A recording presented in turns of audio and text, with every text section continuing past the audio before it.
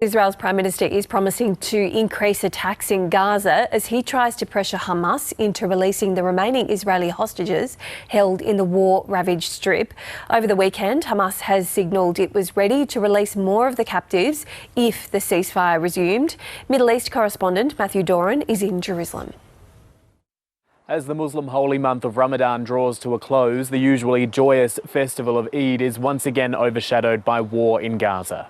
Surrounded by ruins, Gazans have taken the time to attend prayers in small clearings alongside what were once mosques.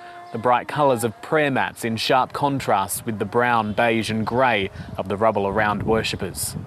And it's been another deadly weekend of Israeli strikes in Gaza. Local health authorities say more than 850 people have been killed since Israel broke the ceasefire and resumed its bombardment of the Strip almost a fortnight ago. The death toll since the war began almost 18 months ago, now at more than 50,000 Palestinians.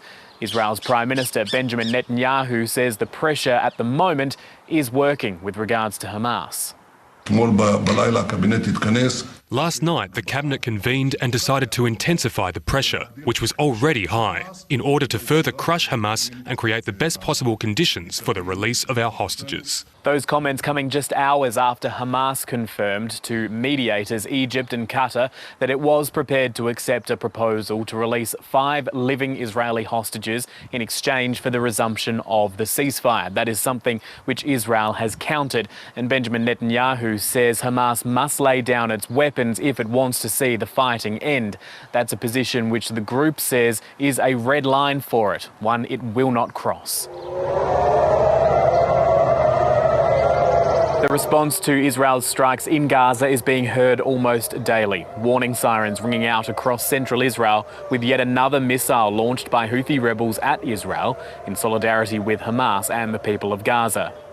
The Israeli community is also making its anger at the Netanyahu government known, with thousands taking to the streets over the weekend protesting the return to war.